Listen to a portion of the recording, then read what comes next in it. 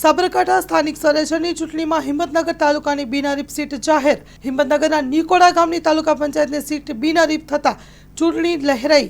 નિકોડા સીટના ભાજપના ઉમેદવારમાં ભગવો લઈ રહ્યો। નિર્મલ ભોજાણી બિનહરીફ જાહેર થતા સ્થાનિકોમાં ખુશી।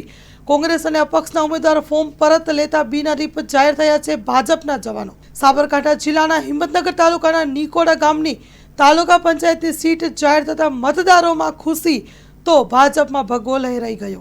2026 ભારતીય જનતા સ્થાનિક સ્વરાજની ચૂંટણીમાં હિંમતનગર તાલુકાના નિકોડા તાલુકા પંચાયત સીટમાં મને ભારતીય જનતા પાર્ટી દ્વારા જવાબદારી આપવામાં આવેલી હતી। આ જવાબદારીમાં મારા આજુબાજુના 11 ગામ કે જેની અંદર 8045 લોકોનું મતદાન થયેલું હતું।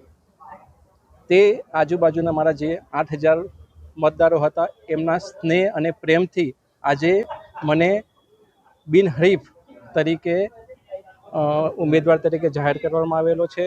મારા સામે પક્ષમાંથી કોંગ્રેસ તથા અપક્ષ એ લોકોને મારા ઉપર સારો વિશ્વાસથી એ લોકોએ પોતાનું ફોર્મ પોતાની સ્વેચ્છાએ પરત ખેંચી અને મને આજે વિજય બનાવ્યો છે।